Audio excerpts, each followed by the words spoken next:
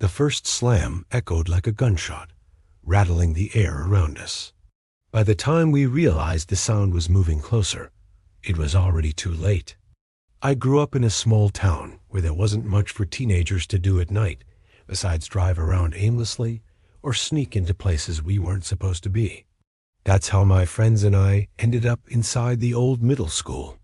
It had been shut down for almost a decade after asbestos was found in the walls, and everyone said the building was unsafe. But to us, that just made it the perfect place to explore. There were 4 of us. Me, my best friend Erin, and 2 girls from our grade, Rachel and Marissa.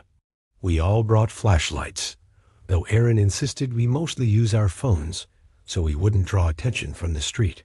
The main entrance was boarded up, so we slid through a gap by the cafeteria doors and found ourselves in a wide, echoing hallway that smelled like mold and dust. The place looked exactly like a school frozen in time.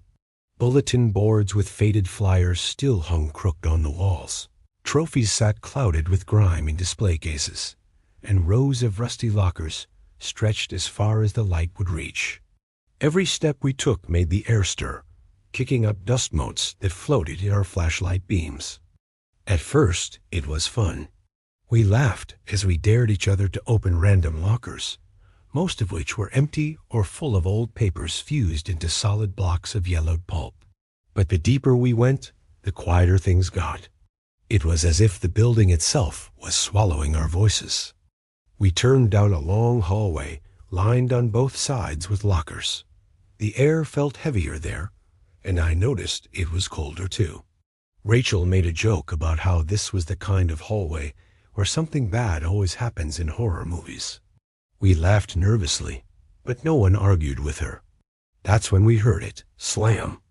The sound came from down the hallway, sharp, metallic, and so loud it made us all freeze. It was unmistakable, the sound of a locker door being slammed shut. Erin whispered, "Was someone else here?" But before any of us could answer, it happened again. Slam, this time a little closer. Rachel shined her light toward the far end of the hallway, but the beam cut off into darkness about 30 feet ahead. There was nothing visible, no movement, just the silent stretch of lockers. Then another. Slam. The sound echoed off the walls, each metallic crack bouncing around us until I couldn't tell exactly where it came from. But it was closer, definitely closer. We stood there in stunned silence as it happened again. And again. Each slam sounded a few lockers nearer, traveling steadily down the hall like someone or something was walking toward us, hitting the doors closed as they passed. Marissa grabbed my arm. Her nails dug into my skin as she whispered, "It's getting closer." She was right. The noise was traveling in a straight line, locker after locker, one by one, growing louder as it approached. The air seemed to vibrate with each slam, like the whole building was holding its breath with us. Erin finally broke and shouted down the hallway, "Who's there?" His voice cracked and echoed back, but there was no reply. Only the next deafening slam, now just a few lockers away. We all backed up without even realizing it, inching toward the intersection where the hallway split. My flashlight trembled in my hand. Then it stopped. The silence that followed was worse than the noise. For a moment, it was so quiet I could hear my own heartbeat pounding in my ears. Rachel slowly raised her flashlight, aiming it straight ahead. The beam swept across the lockers until it landed on one just a few feet away. The door was halfway open. And then, slam, it shut hard right in front of us. That was it. We screamed and bolted back the way we came, sprinting down the hallway so fast the air whistled in my ears. My chest burned. My legs felt like they were made of lead, but I didn't stop until we burst through the cafeteria doors and out into the night. We didn't speak until we were back in Erin's car, gasping for breath. Nobody wanted to admit what we all felt, that something had been walking that hallway, unseen, closing those lockers one by one until it was standing right behind us. The strangest part is, when we drove past the school the next day in daylight, every single locker door we could see through the windows was wide open. To this day, none of us has gone back inside. But sometimes, when I'm alone and it's quiet, I swear I can still hear the echo of those slams coming closer, one by one. The intercom hissed to life, even though the school hadn't had power in years. Then a child's voice started reading names until it reached mine. I've always been into urban exploration. Most people I know stick to abandoned houses or factories, but I've always found schools to be the creepiest. There's something about them, the echoes of laughter and footsteps that should be there, but aren't that gets under your skin. A few years ago, I went to check out a middle school in a neighboring town.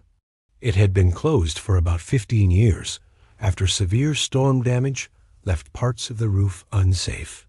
The building was fenced off, but I'd read online that explorers had gotten in through the gym doors.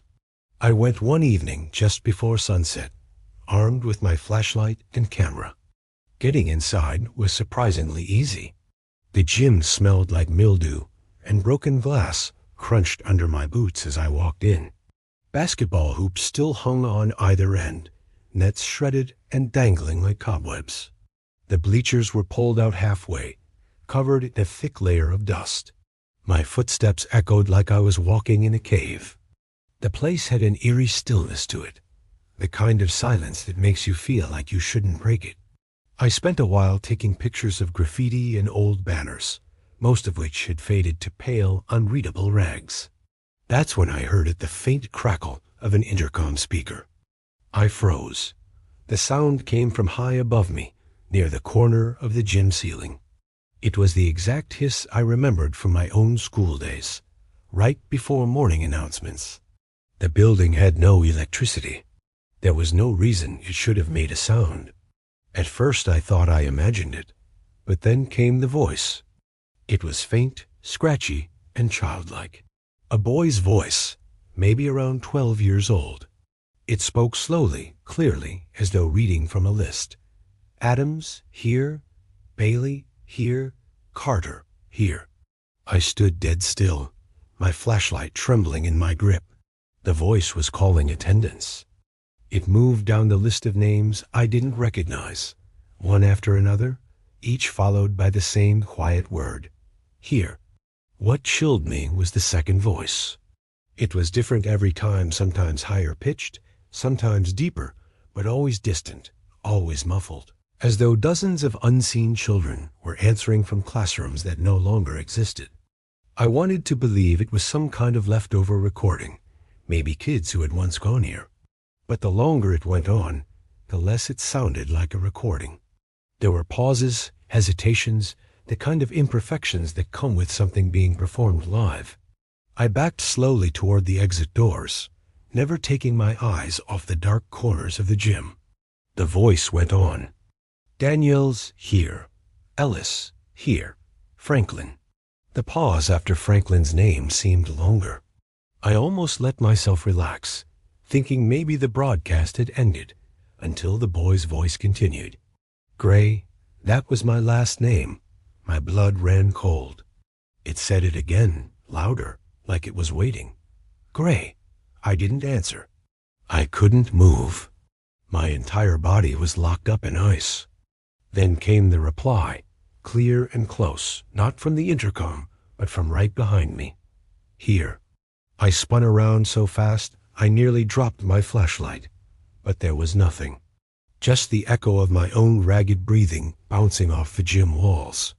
The intercom hissed again, like static eating the silence. Then everything went quiet. I didn't think I just ran. I bolted out of the gym, down the hallway toward the doors I'd slipped in through. The halls looked wrong somehow, darker, stretched out, like they didn't want to let me leave. I kept running until I shoved through the exit and stumbled into the open night air. I didn't stop until I was back at my car. Even then, I sat there for a long time, staring at the school through my windshield, too afraid to turn the key. Finally, I drove home, shaking the whole way. Here's the part that still keeps me up at night. When I got back, I checked my camera. Most of the pictures were fine grainy shots of the gym, broken lights, graffiti. But the last picture, one I don't remember taking, froze me solid. It was angled upward, pointed at the intercom speaker. And though it was blurry, I swear I could make out the faint outline of a child's face peering through the metal grill. I never went back. I deleted the photo. But sometimes in the middle of the night, I'll wake up to that same crackle in the dark corners of my room. And every time I wait, holding my breath, terrified I'll hear my name again. The chalkboard shouldn't have had anything written on it, and it definitely shouldn't have been signed with my name.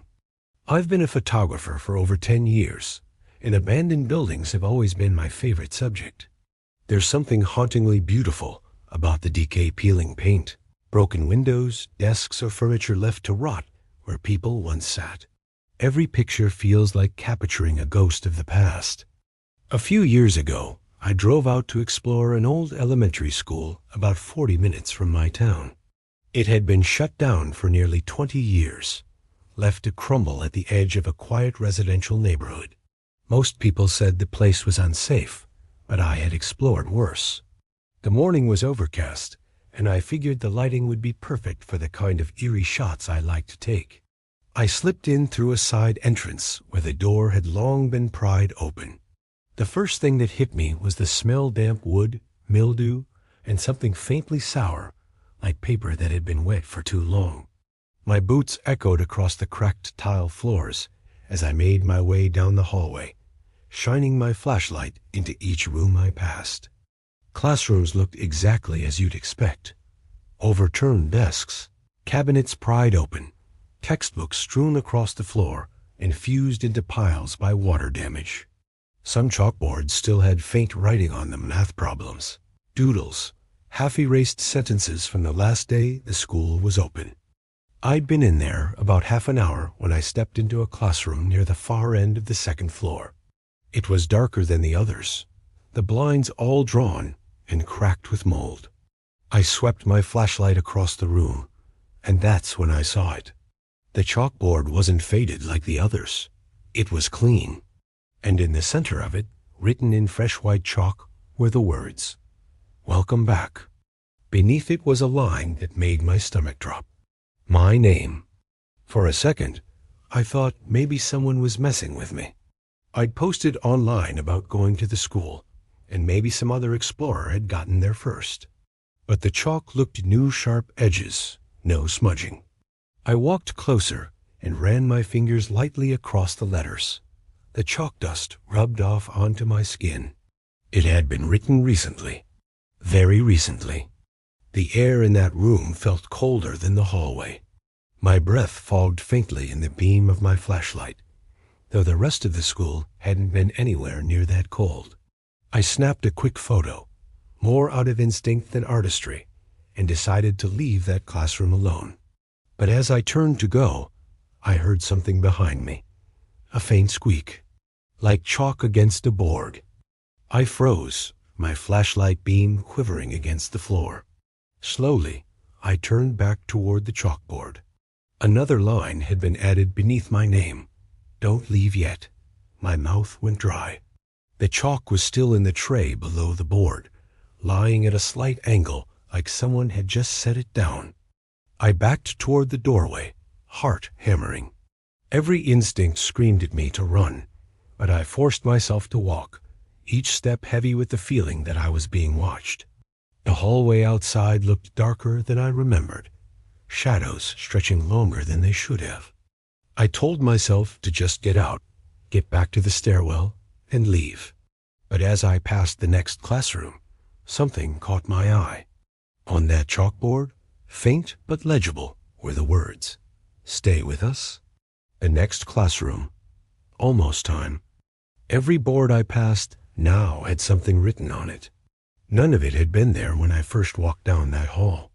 My flashlight shook violently in my hand as I realized each message was scrawled in the same handwriting, the same as mine.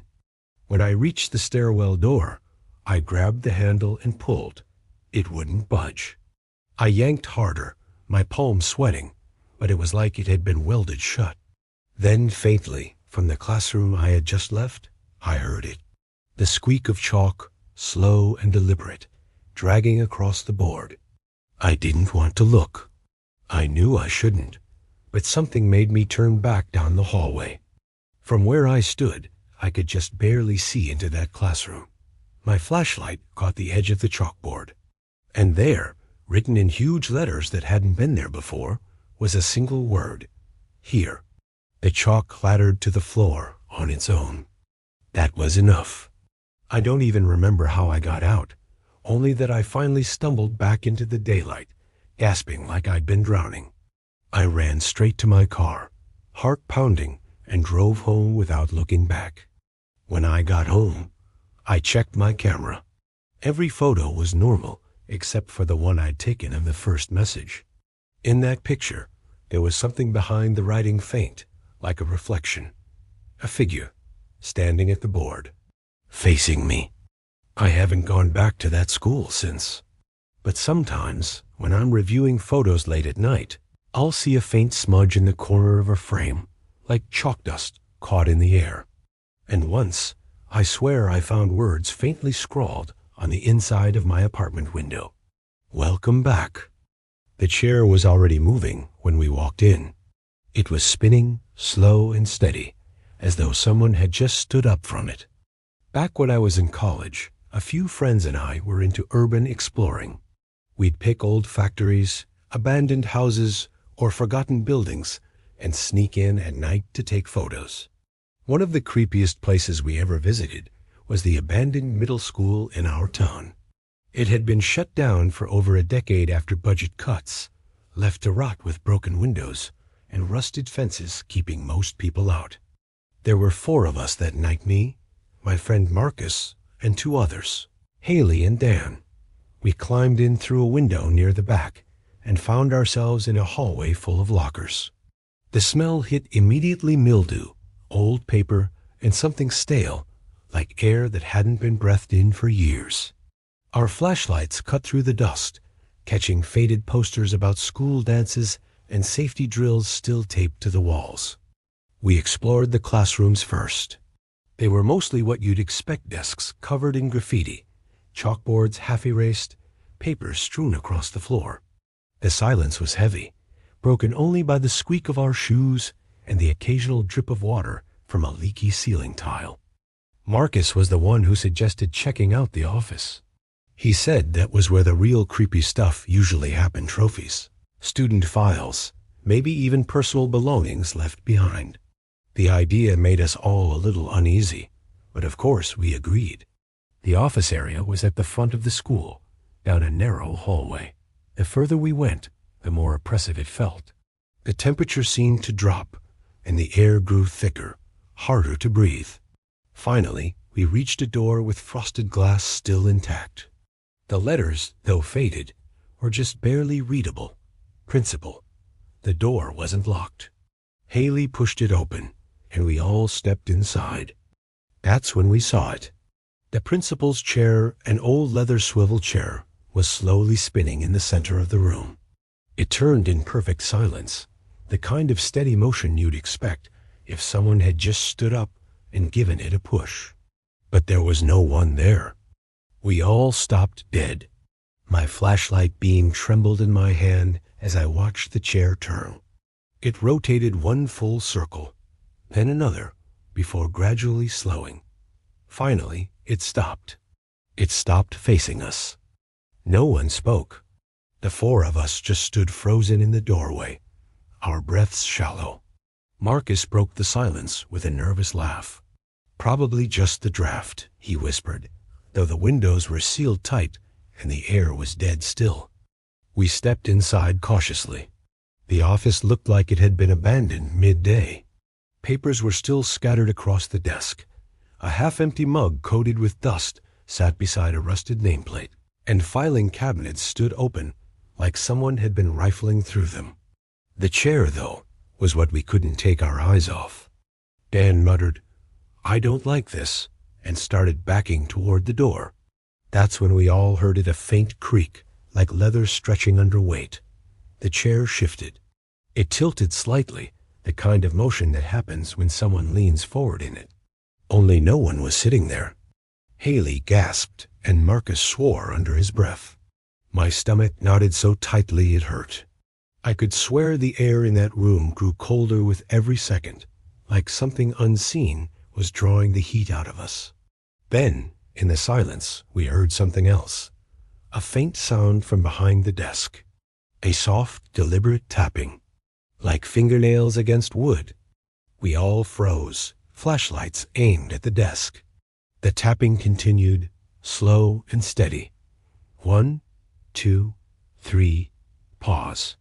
1, 2, 3, pause. Marcus whispered, "We should go." I didn't argue.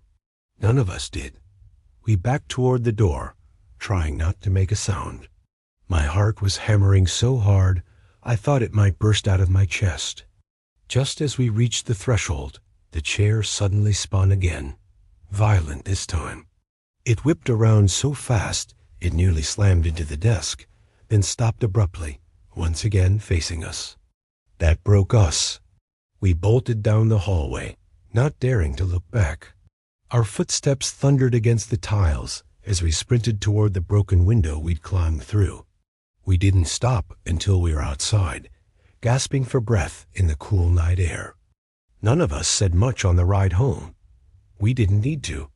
We'd all seen the same thing, heard the same thing, and felt the same crushing presence in that office. For weeks after, I had dreams about that chair.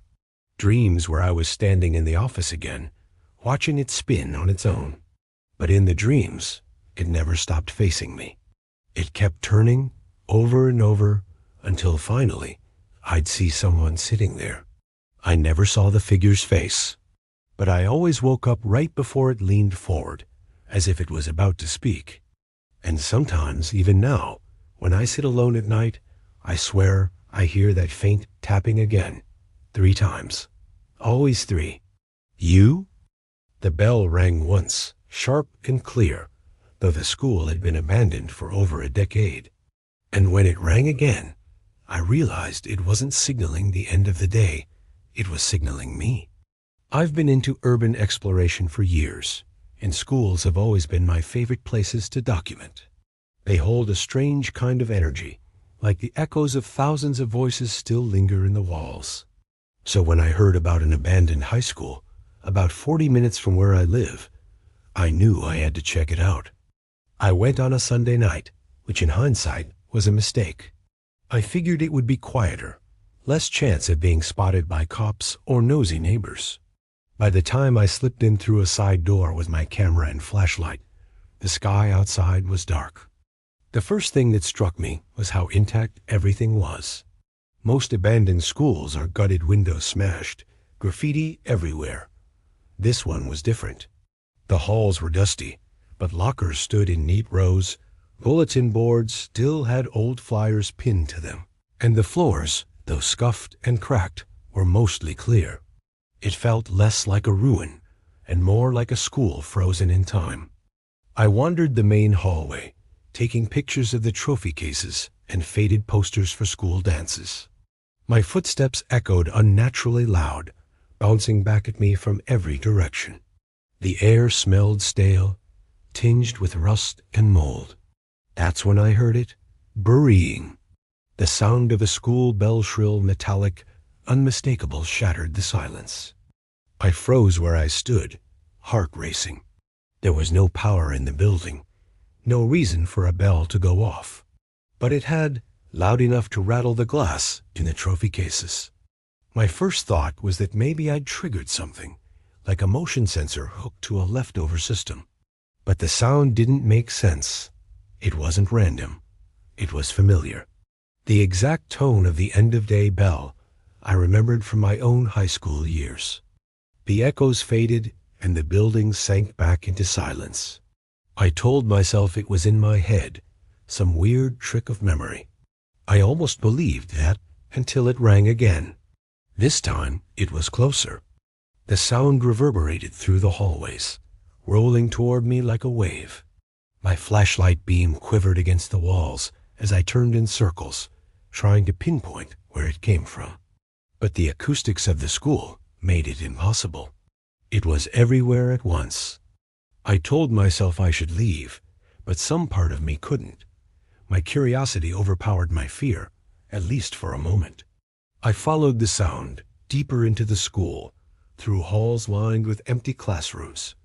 As I passed one door, I heard something new. Voices. Not clear words, but the low murmur of dozens of students talking at once, muffled through walls. I stopped and pressed my ear to the glass window of the classroom door. The room was pitch black, dust coating the desks inside, empty, but I could hear them. Faint laughter, a cough, the scrape of a chair. The bell rang again, directly above me. I stumbled back from the door, my stomach flipping. My breathing grew shallow as I realized what it sounded like, the change of classes.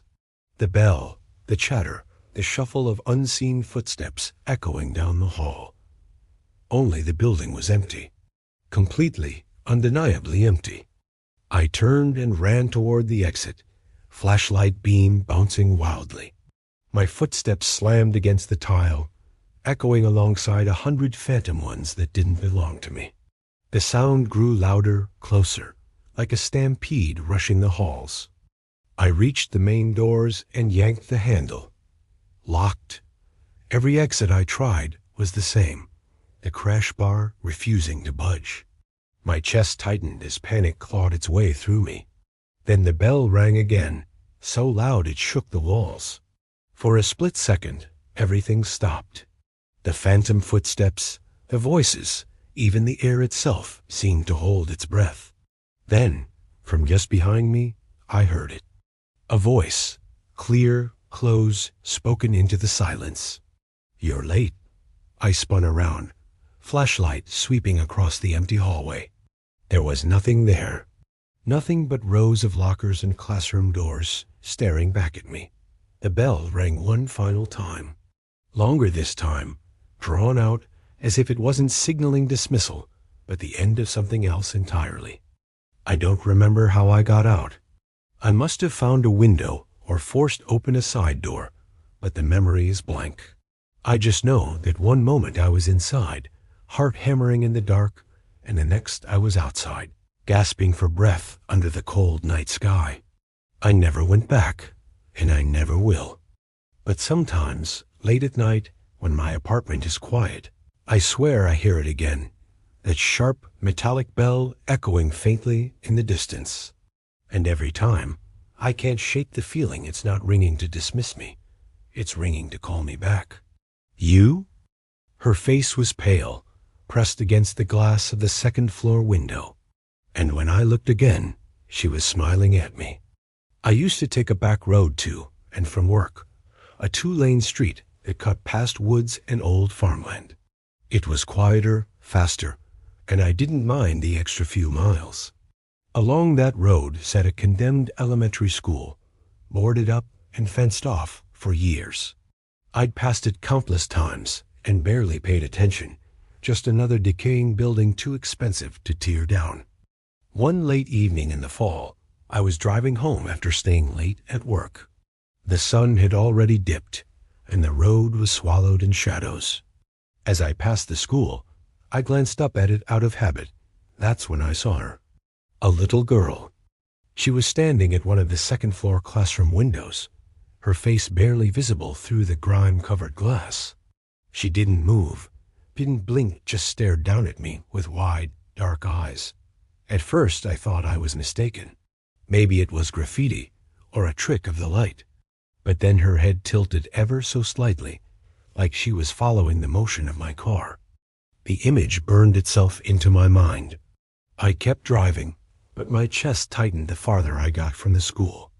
Logic told me it was impossible. The building had been closed for more than a decade. Windows were sealed, doors chained, and the town had deemed it unsafe for anyone to be inside. And yet, I knew what I'd seen. That night, I couldn't sleep. Every time I closed my eyes, I pictured that pale face at the window, staring at me. At around 2 a.m., curiosity got the better of me. I grabbed my phone and searched for old articles about the school. Most were about budget cuts and its closure, but buried in the archives, I found a story that made my blood run cold. Years before the school shut down, a young girl had gone missing during class. Teachers thought she'd wandered off during recess, but a search of the grounds turned up nothing.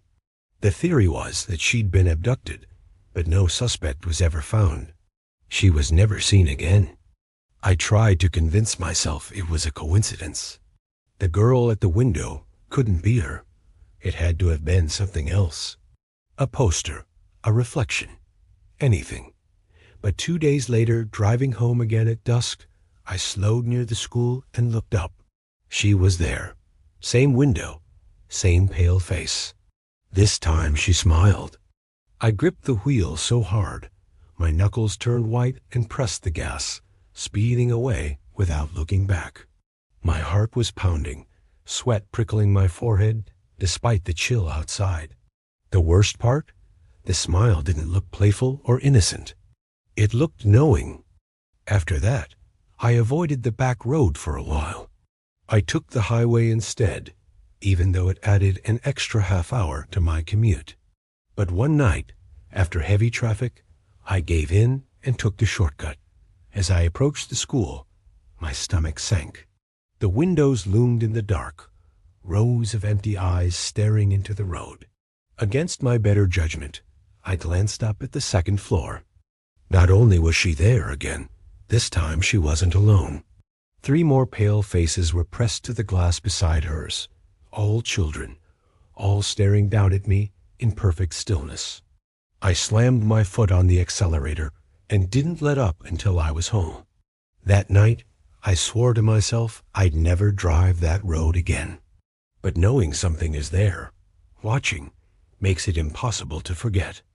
A few weeks later, out of morbid curiosity, I showed the school to a coworker.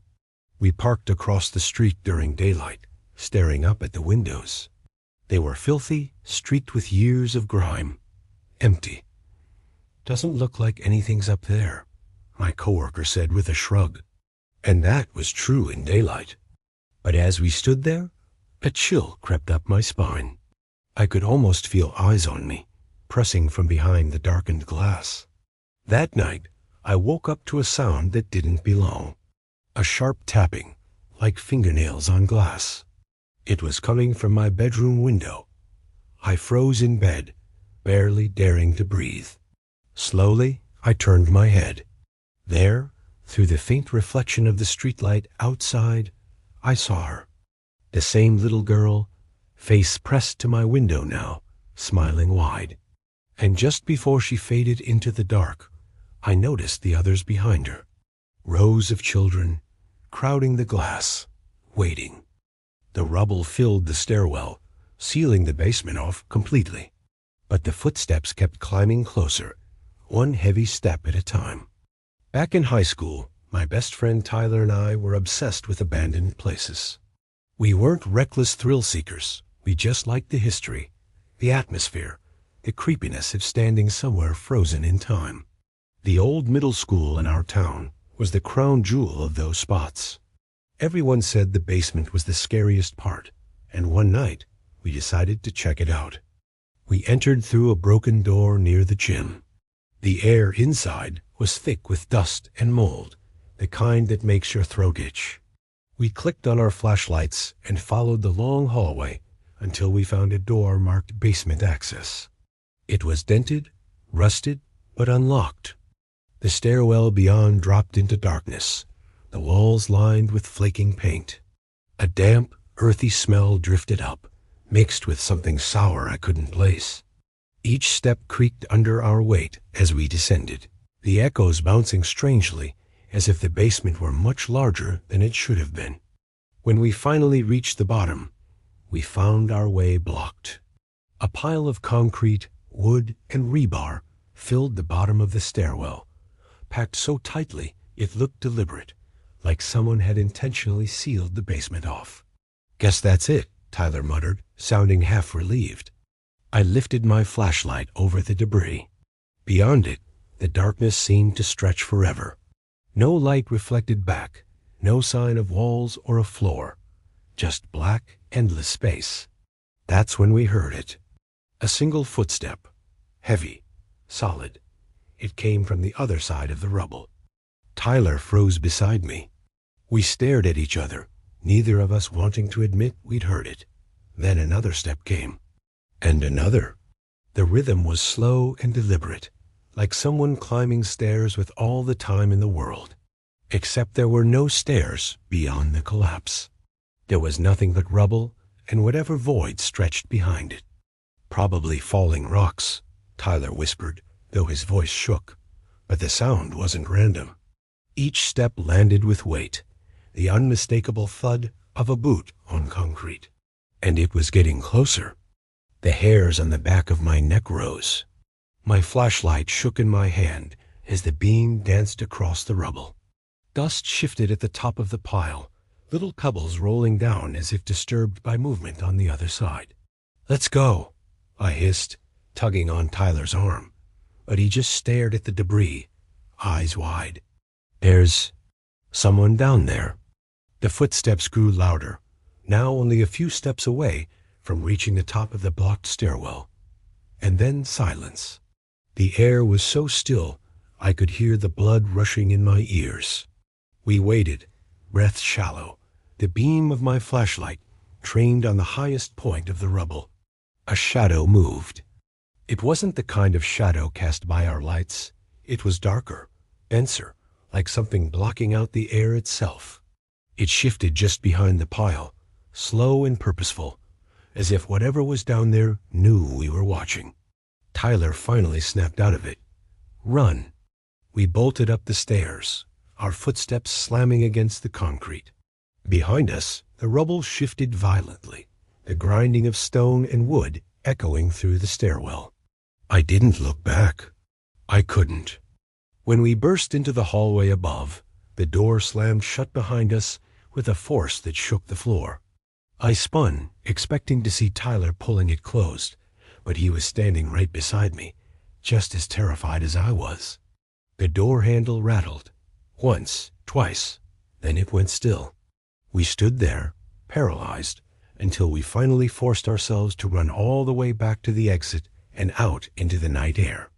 Neither of us spoke the entire drive home. We didn't have to. We both knew what we heard. Here's the part that still makes my skin crawl. A few weeks later, I was scrolling through an old local history forum online. Someone had posted about the school's basement, saying it had been sealed after a teacher went missing down there. They searched for weeks, but no trace of him was ever found. The last anyone reported hearing was the sound of heavy footsteps echoing up from the basement stairwell, long after it had already been collapsed. I don't go exploring anymore, but sometimes, late at night, I swear I can still hear those steps slow, steady, climbing, and they always stop right outside my bedroom door. She spoke like a teacher scolding her class, stern and sharp. But when I noticed the light pass through her when I saw she had no shadow, I realized she wasn't supposed to be there. Back when I was in my late teens, some friends and I decided to sneak into the old high school on the edge of town. It had been shut down for years after a fire damaged parts of the building, and it sat fenced off and abandoned. For us, that made it irresistible. There were 5 of us that night, me, my best friend Ryan, and 3 others from our group. We went in around 11 p.m., slipping through a hole in the fence and climbing through a broken window. The place was exactly what you'd expect. Cold, dark, and eerily silent. Dust floated in our flashlight beams, and every footstep echoed like it was traveling the length of the hallways. Faded motivational posters still clung to the walls, curling at the edges, and lockers stood open like mouths frozen mid-scream. We started in the gym, joking and whispering nervously, but eventually Ryan suggested we head upstairs to the classrooms. He said he wanted to check the science lab rumor with some old equipment was still in there. We crept down the hallway, trying not to make too much noise. That's when we heard it. A voice. "Excuse me, what do you think you're doing here?" We all froze. The voice was sharp, commanding, the kind of tone that makes you sit up straight in your desk. A woman's voice. At the end of the hallway, near the stairwell, stood a woman in what looked like an old-fashioned teacher's uniform. Her hair was pulled back tight, and her arms were crossed as she stared us down. For a split second, my heart sank. I thought we'd been caught, maybe some security guard in costume, or a caretaker who still worked for the district. She started walking toward us, heels clicking against the tile with deliberate, steady steps. "You have no business here," she said firmly. "This building is off limits. You should be ashamed of yourselves." Her tone was so authoritative, so certain, that without thinking we all mumbled apologies like we were kids again. She pointed back toward the stairwell and marked, "Downstairs. Now." We obeyed at first, shuffling in her direction. Something about her presence was overwhelming, like we had no choice but to listen. But then Ryan, walking just ahead of me, suddenly slowed. He shined his flashlight directly at her. And that's when we noticed it.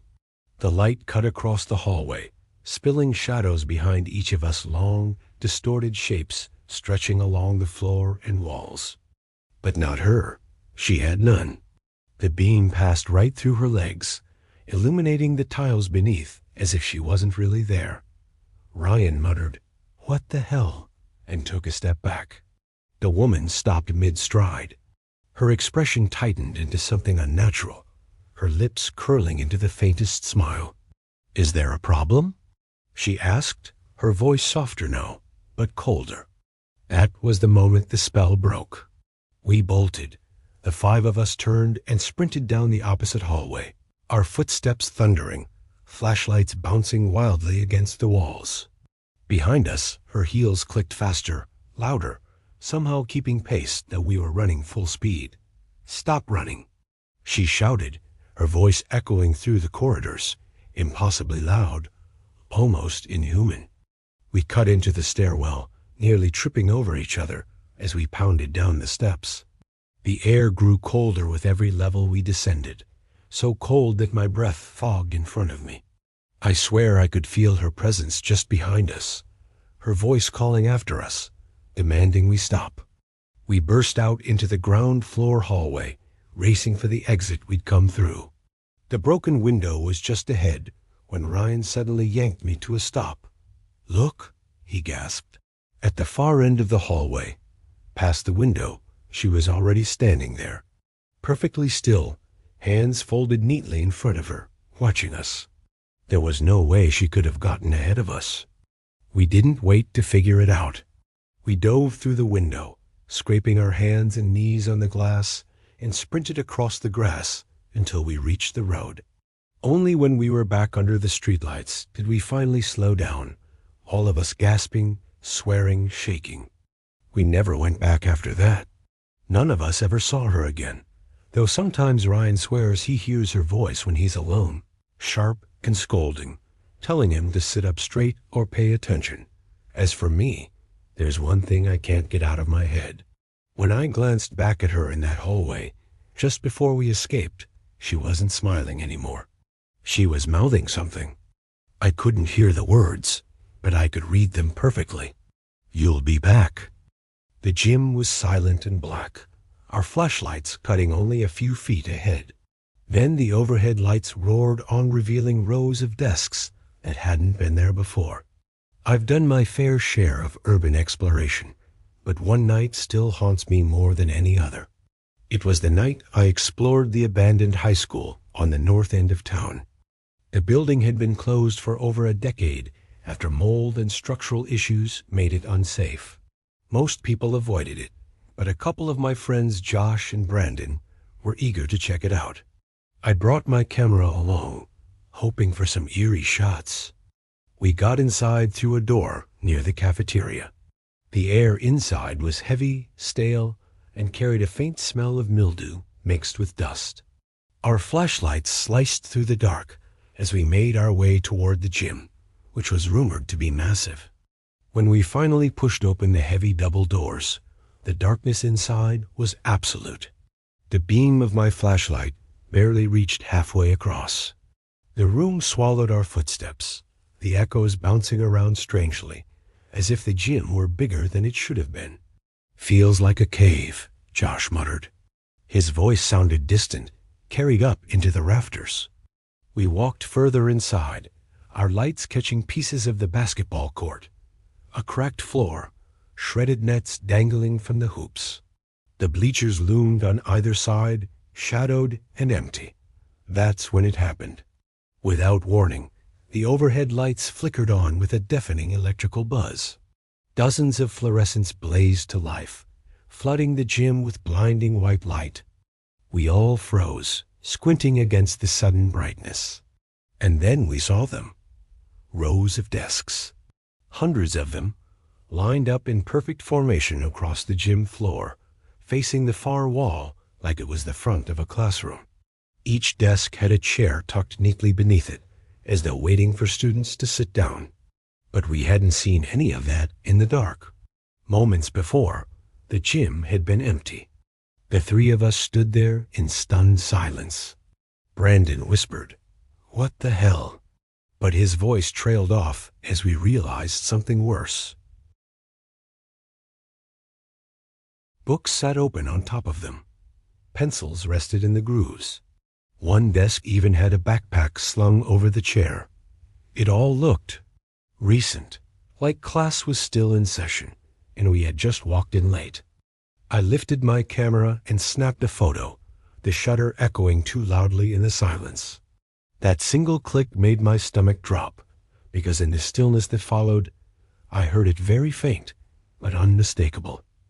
The sound of papers rustling. I turned my head sharply, scanning the desks. Nothing moved. The air was still. But the sound had been there, like someone shifting in their seat. Josh swore under his breath and said we needed to get out. We turned back toward the doors, but they were shut.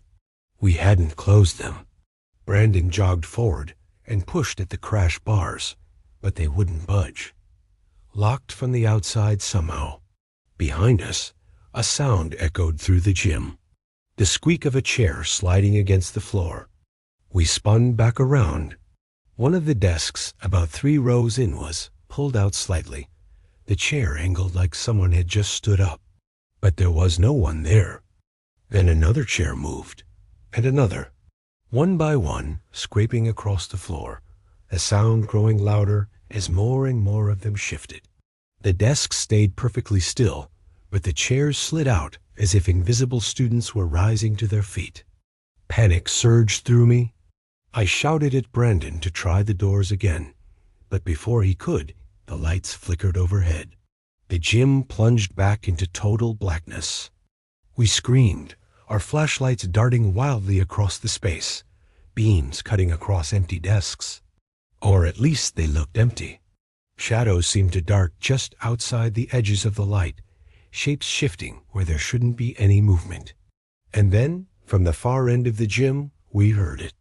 A voice, faint, distorted, like it was being spoken through an old intercom. "Take your seats." Every hair on my body stood up. Josh bolted toward the doors, throwing his full weight against them until finally, with a violent crash, one burst open. We didn't stop to question it. We just ran, tearing out of the school and into the night air, not looking back until we were in the car. None of us spoke the entire drive home. Later, when I checked my camera, I only found one clear photo, the first shot I'd taken when the lights came on. The rows of desks filled the frame, neat and orderly. But in the back row, barely visible, was a figure sitting perfectly still. A student in uniform, head turned toward the camera, watching me. The worst part? When I zoomed in, I realized its eyes weren't reflecting the light. They were glowing. The lock snapped, and the door groaned open. What we found inside looked less like a classroom and more like a prison. I've always had a bad habit of pushing further than I should when it comes to urban exploration. Most people I've gone exploring with like to stick to the easy spots, cafeterias, gyms, auditoriums. But I was always the one who wanted to see what was hidden, what was locked away. That's how I ended up inside what people in town called the unmarked classroom. The building was an abandoned high school, condemned after a partial roof collapse years earlier. I'd been there twice before, both times in daylight, but on this particular night, my friend Evan came with me, and we decided to check out the top floor. That's where we'd seen a door with no number on it, just a heavy padlock keeping it shut. We brought a crowbar this time. The hall leading to the room was colder than the rest of the school. Dust coated everything, and the silence was suffocating. Evan jammed the crowbar against the lock, while I kept my flashlight steady. The metal groaned, then snapped. The door creaked open slowly, revealing a room that immediately felt wrong. Instead of the usual scattered desks and broken chairs, every desk inside was bolted together, chained in tight rows from front to back. The chains were thick, looped through the metal frames, clamped shut with rusted locks. It looked deliberate, like the room had been designed to keep the students from moving. The air smelled of iron and damp wood. My flashlight beam caught the walls, and that's when I saw the scratches. Fresh scratches. Deep gouges carved into the plaster, jagged and erratic. Some ran the length of the wall, others clustered together, as though someone had raked their nails desperately against the surface. In a few spots, the marks were smeared with something dark that hadn't fully dried. "Dude, this wasn't like this before," Evan whispered. He was right. We'd peeked through the narrow window in the door on past visits. The room had been too dark to see details, but I was sure the walls hadn't looked like this. I stepped further inside, the chains clinking faintly as the air stirred. The sound made my stomach twist. It was too much like restraints shifting under unseen weight. On the far side of the room, near the blackboard, the scratches formed something different. Not random gouges, but letters. Words. "Help US." Evan backed toward the door. "I don't like this," he muttered. His voice cracked, making him sound younger, more vulnerable than I'd ever heard him. I took one more step forward, and that's when I heard it. The sound of metal straining. A lock clinking. The faintest tug of a chain shifting against the weight of a desk. I froze, flashlight trembling in my hand. The sound repeated, louder this time, coming from the middle row. One of the desks jerked slightly, just an inch, scraping across the floor as though something invisible was sitting in it and testing its restraints. Evan swore under his breath and hissed at me to get out. But I couldn't move. I kept staring at the desks, and I swear I saw movement. Not the kind your eyes invent in the dark. Real movement. The shape of a head bowing forward, the outline of shoulders hunched in the desk, chains rattling as if someone was struggling to rise. Then came the sound that made my blood run cold, breathing.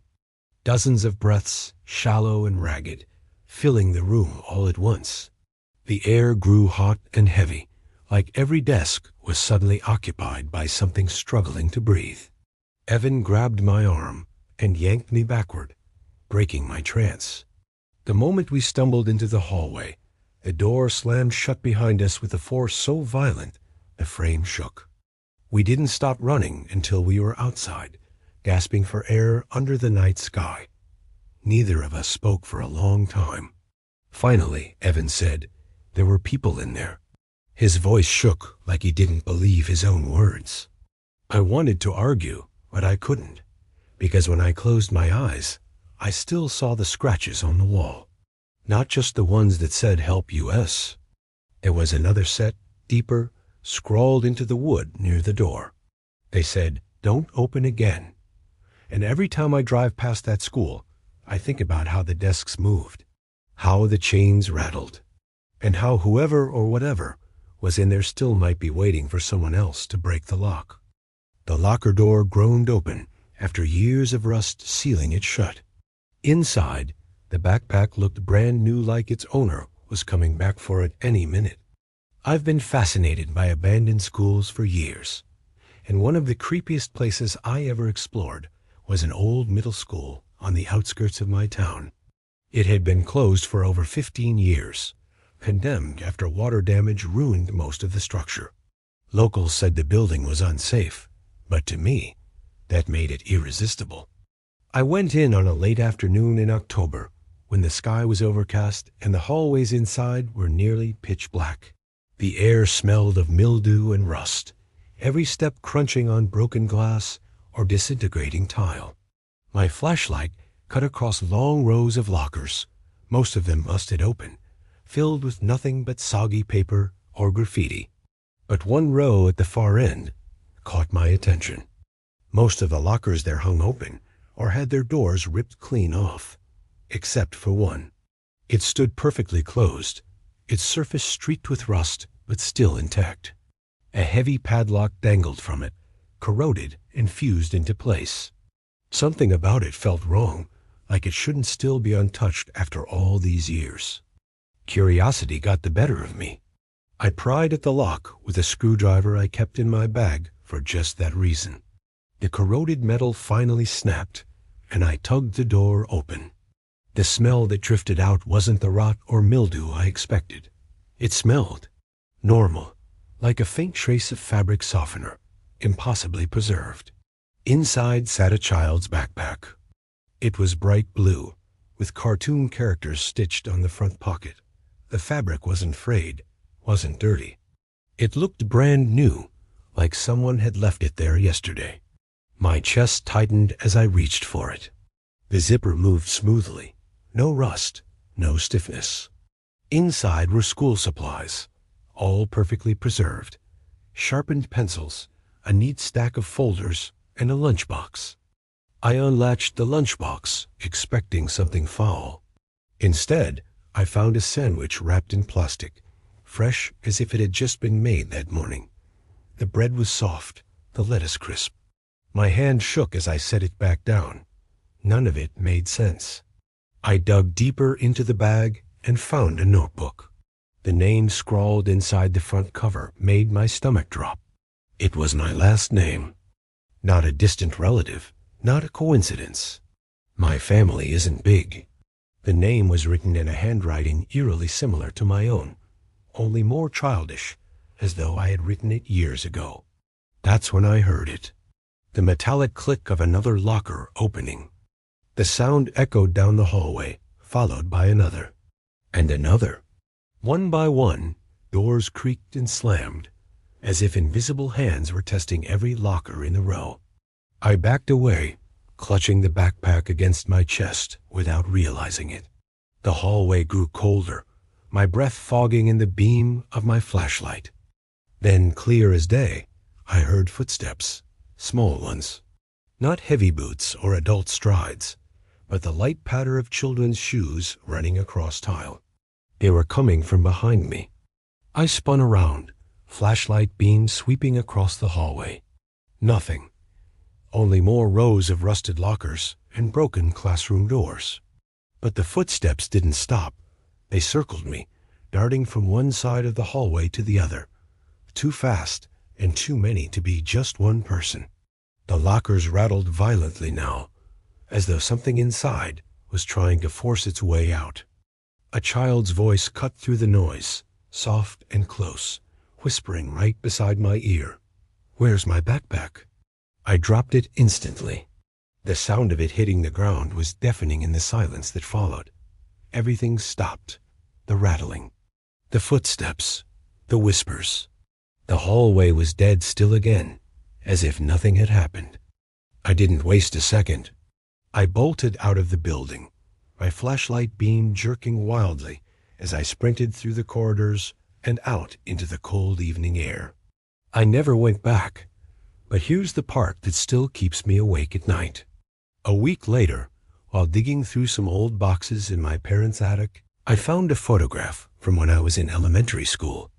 In the picture, I was standing in front of my old middle school, smiling with a bright blue backpack slung over my shoulder, the same one I had found in that locker. And when I looked closer at the photo, at the reflection in the school window behind me, I could swear there was another child standing there. One I don't remember being with me that day. The piano keys pressed down one by one, slow and deliberate. And though the band room had been abandoned for years, the school's anthem began to play. I've been exploring abandoned buildings for almost a decade now, but the one place I regret ever stepping foot into was the music wing of an old high school near my hometown. The school had been closed for over 15 years after a fire damaged part of the building, and it had been left to rot. Most of the windows were boarded, the roof sagging in places, but word online was that the music department was still surprisingly intact. I thought it would be perfect for photos and video footage. I went alone one gray afternoon. The air was damp, and by the time I slipped inside through a side door, everything felt heavier, like the silence itself had weight. My flashlight cut through long, dark halls filled with lockers, and eventually I found my way to the band room. It was bigger than I expected. Rows of music stands still stood in neat rows, though most were coated in dust. Broken instruments littered the floor, trumpets with missing valves, a snare drum with its skin torn open. The smell was sharp, a mix of mildew and old wood. Against the far wall sat a piano. Its black paint was chipped, but it was still upright, the lid closed. I remember thinking how strange it was that no one had stolen it for scrap. I set my camera on a tripod, panning across the room, trying to capture the atmosphere. That's when the temperature dropped. I noticed it immediately. The air grew so cold, my breath fogged in front of me. My skin prickled, and for a second, I thought maybe I was standing near a draft. But there were no open windows, no gaps in the boards. And then, from across the room, I heard the faint creak of wood. The piano lid was rising on its own.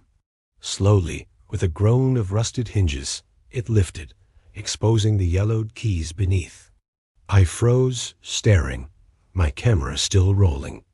At first I thought maybe the wood had shifted, or I was seeing things. But then one of the keys pressed down. Just one. The sound rang out sharp and hollow in the silence. Then another key moved, and another. The notes came haltingly at first, broken and uneven, but there was no mistaking the pattern. It was playing the school's anthem. I stood rooted to the floor as the music filled the room, each note slow, dragging, like unseen hands were fumbling their way through the melody. The sound echoed off the walls, too loud, too clear to be anything natural. And then beneath the music, I heard something else. Voices. Soft, distant, like a choir humming along. The sound seemed to come from the rows of empty chairs, from the corners of the room, from everywhere at once. My flashlight beam shook as I swept it across the stands and broken instruments, half expecting to see people sitting there. But the seats were empty. The keys struck faster now, the anthem building toward its ending verse. The voices grew louder, more distinct, until I could almost make out the words, though they were warped, stretched, like they were being sung underwater. I snapped out of my trance and grabbed my camera, shoving it into my bag. The piano played on, the anthem echoing off the walls, but I didn't stay to hear the last note. I bolted for the door, my footsteps slamming against the floor as I ran down the hallway. The music followed me. Even as I sprinted through the building, I could still hear the anthem ringing through the corridors, faint but clear, as though the whole school was carrying the sound. I didn't stop running until I was outside, gasping in the cold air, the building looming behind me. And that's when the final note played loud, piercing, like the walls themselves were vibrating with it. Then everything went silent. For a long time I stood there, trembling, my breath clouding the air. I told myself never to go back. But here's the part that haunts me most. When I finally got the courage to check my camera footage later that night, the video showed the piano exactly as I'd seen it, keys pressing down, one after another, on their own. But in the reflection of the glossy black wood, I caught something else. Figures. Row after row of shadowy shapes seated in the chairs, heads tilted forward as if they were watching me. And just before the footage cut out, one of those figures lifted its head. It wasn't humming. It was mouthing the words. Directly at me. The mirror smiled at her first. Then it raised its hand and waved, though hers stayed perfectly still. About 10 years ago, my aunt worked as a custodian for the county school district. When one of the old elementary schools was shut down permanently, she was part of the small crew brought in to clear out what was left inside. Most of the teachers had already packed their things, but entire rooms were still filled with desks, books, and furniture that needed to be tossed. She told me she hated that job from the start. The building was silent, freezing cold even in summer, and the hallways seemed darker than they should have been. Sometimes she swore she heard doors closing or lockers rattling, even when she knew no one else was around. But the worst thing happened on her third night there. She was assigned to clean the bathrooms. The girls' restroom on the second floor was the last stop of the night. She dragged her cart of cleaning supplies inside and immediately noticed how stale the air felt. The stalls were coated in grime, toilet paper crumbled to dust in the corners, and the tiles had long since lost their shine. The mirror above the sinks was cracked across one side, but still reflected the dim fluorescent light buzzing faintly overhead. She hated looking into mirrors while she worked. Something about catching glimpses of her own reflection in an empty building always unsettled her. That night was no different. She kept her head down, scrubbing the sinks, avoiding eye contact with the glass. But when she stood to wring out her rag, her eyes flicked up by accident. Her reflection was smiling at her. She wasn't smiling. Her breath caught in her throat. She stared harder, telling herself she was imagining it. But the woman in the mirror, the version of her, had a wide, unsettling grin spread across her face. And then the reflection lifted one hand and waved. My aunt dropped the rag, her knees nearly giving out. She looked down at her hands. They were both gripping the edge of the sink, knuckles white. She hadn't moved. The reflection's hand slowly lowered back to its side, the grin still plastered on its face. She stumbled back, her cleaning supplies clattering to the floor. "Stop," she whispered under her breath, not even sure who she was talking to. The reflection tilted its head, almost like it was curious, and then, without her moving, the reflection's lips parted. She couldn't hear anything, but she swore it was mouthing words. She thought it looked like "stay." Heart hammering, she turned and bolted for the door. But as her hand hit the handle, she froze. The bathroom behind her was silent, but in the mirror, just at the edge of her vision, she saw movement. Not just her reflection, other faces. Children's faces. They pressed against the glass, pale and distorted, their eyes too dark, their mouths opening and closing without sound. Dozens of them, all crowding the reflection of the bathroom, even though in reality she was completely alone. She forced the door open and sprinted down the hall, leaving her cart behind. She didn't stop until she was outside in the cool night air, gasping like she just surfaced from drowning. She refused to go back in after that. The next day, she told her supervisor she quit, and she never set foot in that school again. A week later, the rest of the crew finished the job. They removed the furniture, cleared the halls, and sealed the building. But when they came to move her abandoned cleaning cart from the second-floor bathroom, they found something strange. The mirror, the same one my aunt had seen, was covered in handprints. Small ones, too small to belong to her. And written in the condensation, though the air was bone dry, was a single word: "Stay." To this day, my aunt won't look in a mirror if she's alone. And when she tells this story, she always finishes the same way. It wasn't my reflection waving at me that night. It was something trapped inside the glass, trying to get out. The intercom cracked to life. though the building hadn't had power in years. Then a voice began reading names ending with mine. A couple of years ago, I snuck into an abandoned elementary school with my camera. The place had been shut down in the early 2000s after budget cuts, and for almost 20 years, it sat untouched behind a chain-link fence. I'd passed it plenty of times before, always wondering what was left inside. On a rainy evening, curiosity got the better of me. I slipped through a gap in the fence and entered through a broken side door. The air was damp, carrying the smell of mold and rotting wood. My flashlight beam revealed long rows of lockers, some hanging open with broken hinges, others sealed shut with rust. Posters still clung to the walls, yellowed and curling. Fire drill instructions, spelling bee announcements, even a few drawings from kids who had once called the place home. The silence inside was suffocating. My footsteps echoed too loudly, making me feel like I was intruding somewhere I didn't belong. I eventually made my way toward the main office, curious if any records or furniture had been left behind. The office was trashed papers scattered everywhere, cabinets hanging open, a desk covered in a layer of thick dust. I set my camera down and started flipping through what I thought were old attendance sheets. That's when I heard it. A soft click, followed by static. The intercom speaker mounted in the corner of the office buzzed to life. I froze. The school had no electricity. There was no reason for the intercom to be working. Through the static, a voice emerged. It was monotone, slightly distorted, like an old recording. Adams, here. I stared up at the speaker, my skin crawling. Benson, here. Carter, here.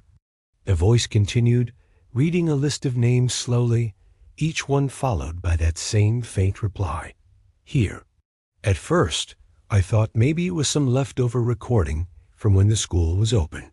But the way the voice paused, sometimes hesitated, it didn't sound mechanical. It sounded deliberate. I stood frozen in the office as the roll call went on. The names weren't familiar to me, but something about hearing them in that empty, rotting school filled me with dread. Davis, here. Franklin, here. Harris, here. Each here sounded slightly different, higher, lower, sometimes more distant, as if a classroom of invisible children were answering from all around me. The air grew colder. My breath fogged faintly in the beam of my flashlight.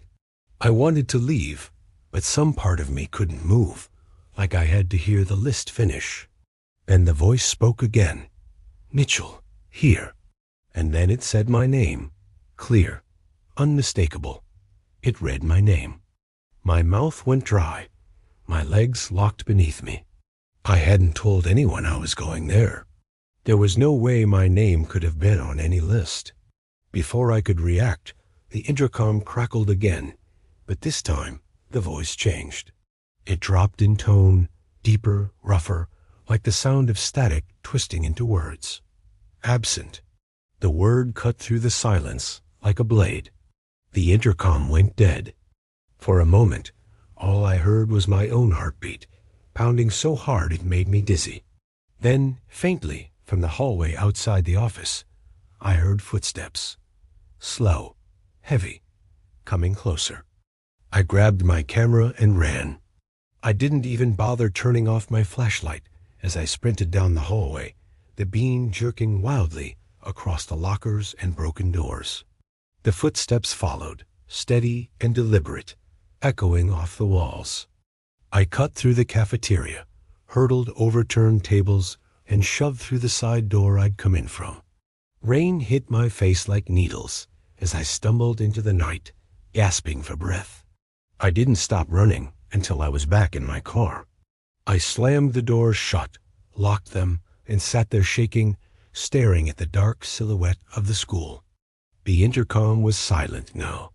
No footsteps followed. The building loomed, empty and lifeless, as if nothing had happened. But here's what keeps me awake at night.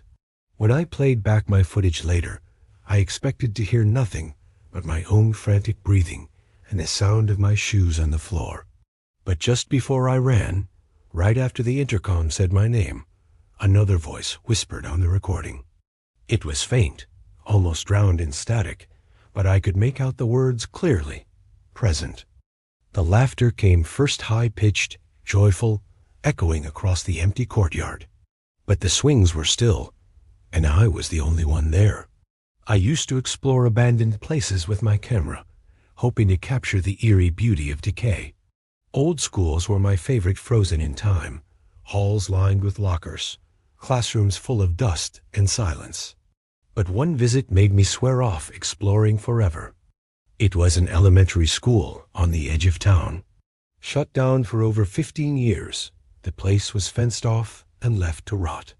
A friend of mine had told me the courtyard was still intact, with rusting swing sets and a cracked blacktop.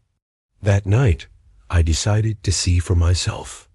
I slipped in through a side door, weaving through long hallways lit only by the beam of my flashlight. The air inside was heavy, stale with mildew and paper long since rotted. Every step echoed too loudly, as though the building itself were holding its breath. Eventually, I found the doors to the courtyard. They were half broken, and when I pushed them open, the night air hit me like a relief. The courtyard looked exactly as my friend had described, playground equipment rusting in place, the blacktop cracked with weeds pushing through, faded chalk outlines still clinging to the ground. The swing set was still, its chains tangled. The silence was total. I stood there taking photos when I heard it. A laugh. It was faint, but clear, high-pitched, childlike. It came from somewhere near the jungle gym. I froze, my camera still raised. There shouldn't have been anyone there. The place was fenced off, condemned. And yet, another laugh followed, this one closer, joined by the sound of sneakers scuffing across pavement. I turned in circles, flashlight beam cutting across the equipment, but the courtyard was empty. Then I heard the voices. Children, dozens of them, shouting and giggling, their words half-formed but unmistakably playful. "Tag, you're it," echoed faintly, bouncing off the crumbling walls. The sound surrounded me, filling the night air with the chaos of recess. But the swings never moved. The jungle gym stayed still. The blacktop was empty. I backed toward the doorway, my skin crawling. My instincts screamed to leave, but something made me linger, as though I was intruding on something unseen. Then, right beside me, I heard the quick patter of footsteps. Small ones, running. I swung my flashlight down, expecting to catch someone sprinting past. Nothing, just cracked pavement and weeds. But the sound didn't stop. It circled me, quick and darting, like children playing tag around my body. The air stirred, brushing against my legs, though nothing was there. "Found you," a voice whispered behind me. I spun so fast my flashlight beam shook violently across the wall. Nobody was there. But when I looked down at the blacktop, my stomach dropped. Fresh footprints. Small, barefoot, pressed into the dust at my feet. They led in a circle around me, overlapping like children had been running there only seconds earlier. I stumbled backward, my breathing ragged, and aimed my flashlight at the swing set again. This time, the swings were moving. Not swaying gently in the breeze, but whipping back and forth violently, the chains screeching with strain. The sound was unbearable, metallic and sharp, as if dozens of invisible children were swinging at once. I bolted. I didn't care about photos, about proof. I just ran back through the broken doors and down the hallway, flashlight beam jerking wildly. But even inside, the sounds followed. The echoes of running feet, the faint laughter, the cries of children playing hide-and-seek in the dark halls of a school that hadn't seen life in years. When I finally reached the exit and stumbled outside, the night was silent again. The laughter cut off instantly, leaving only the distant hum of traffic. I never went back. But here's the part that still makes my skin crawl. Later that night, when I got home, I flipped through the photos I'd managed to take in the courtyard. Most were blurry, streaks of light from my shaking hands, but one stopped me cold. It was of the swings, and in the blur of motion, just barely visible in the background, were faint shapes. Dozens of children, translucent and gray, their faces blurred like smudged glass. All of them were looking directly at me, and in the very front, one small boy was raising his hand, pointing right at the camera.